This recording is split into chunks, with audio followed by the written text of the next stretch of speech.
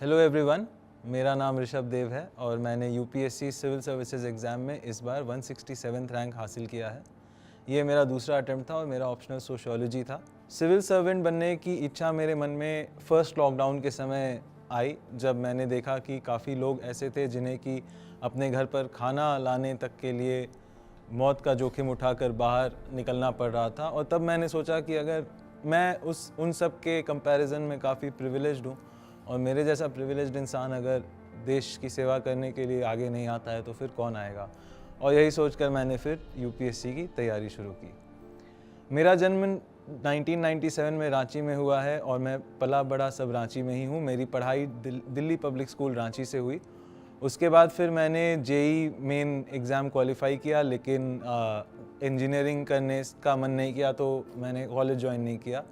वैसे ही मैंने फिर नीट क्वालिफाई किया, लेकिन मेडिकल भी में जाने का मन नहीं किया तो मैंने वो भी नहीं किया। फाइनली फिर मैं क्लैट के through national university of juridical sciences Kolkata, जो कि एक नेशनल लॉ यूनिवर्सिटी है, वहाँ मैंने दाखिला पाया और 2022 में मैंने बीए एलएलबी ऑनर्स की डिग्री हासिल की। मेरा पहला अटेम्प्ट 2022 में ही था, जिसमें कि मेरा प्रीलिम्स क्वालिफाई नहीं हो पाया।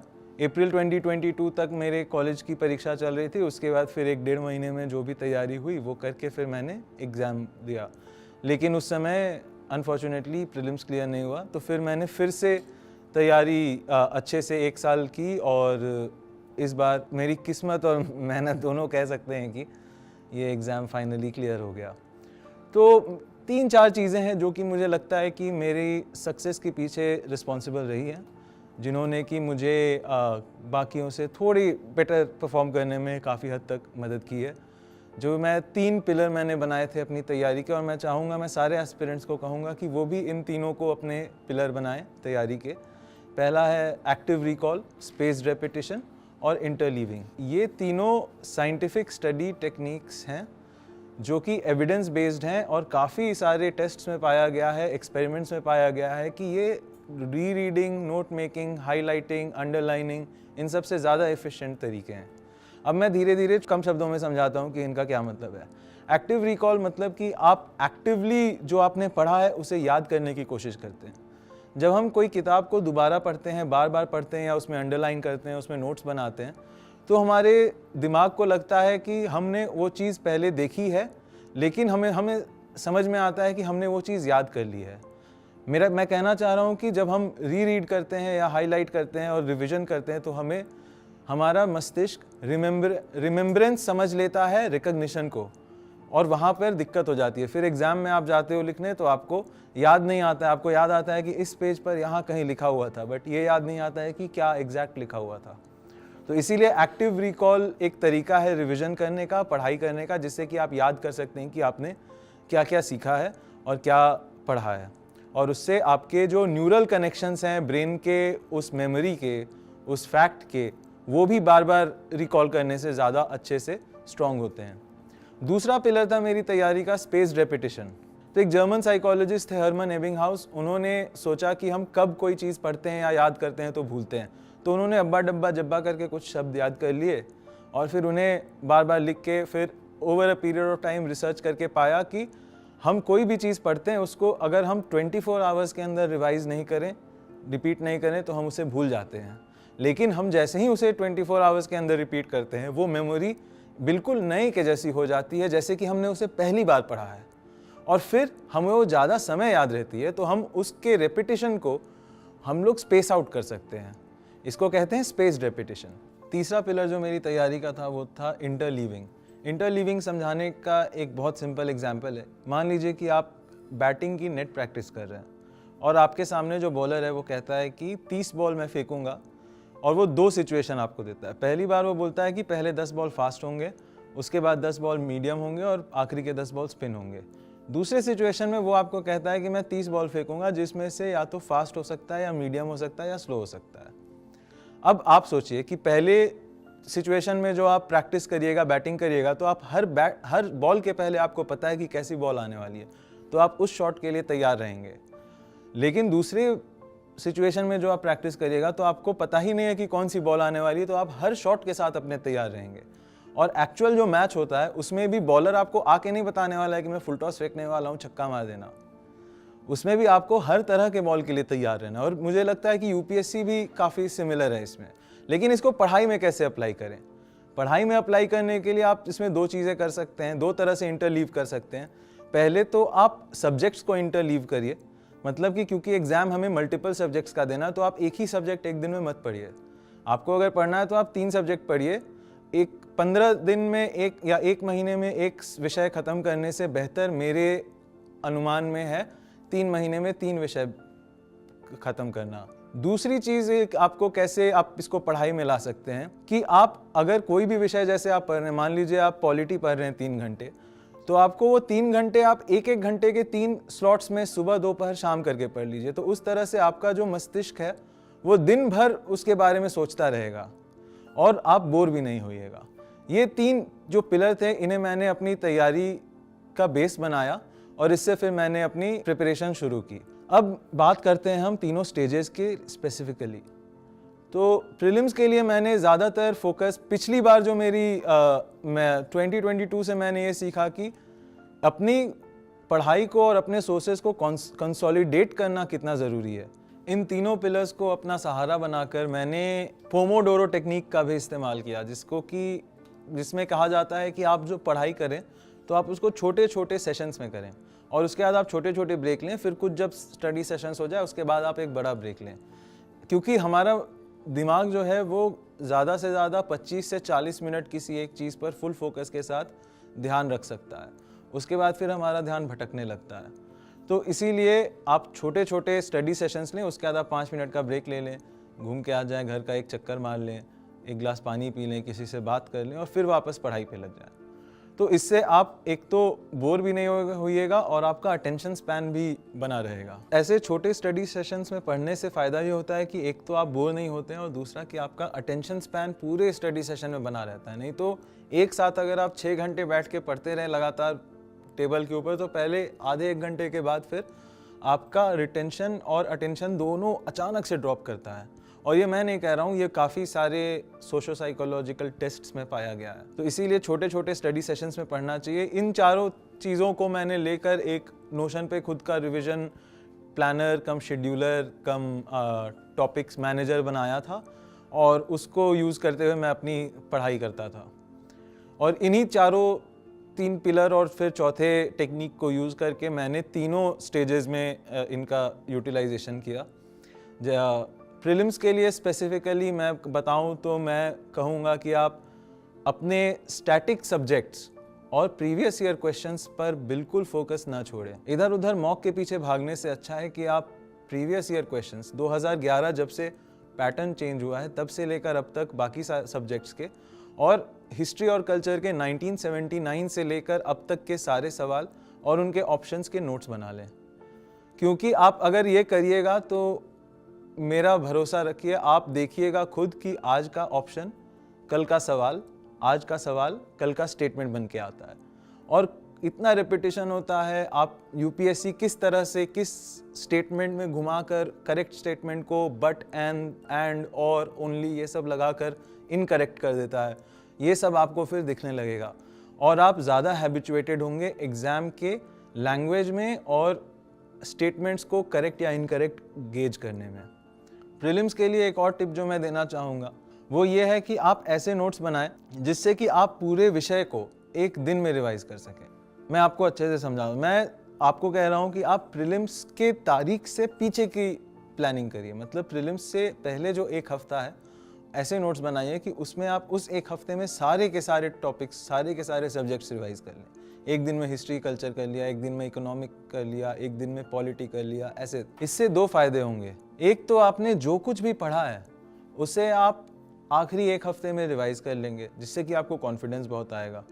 दूसरा इससे फ़ायदा ये होगा कि परीक्षा में इतना रिवीजन करने के बाद भी अगर आपसे सवाल नहीं बने तो आप समझ जाइएगा कि इतना कुछ पढ़ने के बाद भी अगर मैं इस सवाल को नहीं बना पा रहा हूँ, मतलब कि यह सवाल वाकई में मुश्किल है और आप उस हिसाब से उसमें कम या ज़्यादा रिस्क लेंगे। तीसरी मैं टिप देना चाहूँगा कि आप कुछ फिजिकल एक्सरसाइज करें, आप थोड़ा मेडिटेशन करें, क्योंकि उससे क्या होगा कि आप अपने थॉट्स को कंट्रोल करना, अपने नेगेटिव थॉट से आप अफेक्ट नहीं होंगे और पॉजिटिव थॉट से आप ज़्यादा इमोशनल नहीं होंगे। तो आप थोड़ा रोज़ मेडिटेट करिए उससे, क्योंकि प्रीलिम्स के पेपर में शॉक मिलने वाला है, ऐसा कुछ ना कुछ होने वाला है कि आपके पाँव तले धरती खिसक जाएगी। उस समय आपको फिर अगर आप फोकस कर सकते हैं, आप थोड़ा डीप ब्रीदिंग कर सकते हैं, पानी पी सकते हैं, खुद को संभाल सकते हैं, तो फिर शुरुआत के क्वेश्चंस में आपकी सिली मिस्टेक्स होने के चांसेस कम हो जाते हैं।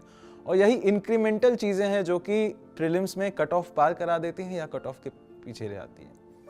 फाइनली प्रीलिम्स के लिए मैं कहना चाहूँगा कि सीसैट में इंग्लिश, रीजनिंग या मैथ्स किसी भी सब्जेक्ट को इग्नोर ना करें, किसी को भी अपनी वीकनेस मान के ना चलें, बल्कि कोशिश करें जल्दी से जल्दी सारे के सारे सवाल बनाने के। आप जैसे ही सवाल देखें आप उसमें सोचिए कि ये 1 मिनट के अंदर ये सवाल बन सकता है कि नहीं, 1 से 1.5 मिनट में जितना मुझे आता है। अगर ये बन सकता है तो उसे बनाइए, नहीं तो फिर आगे बढ़िए, उसको मार्क कर दीजिए, बाद में फिर वापस आके उसको देख लीजिएगा। ये हो गया कुछ प्रीलिम्स की बातें।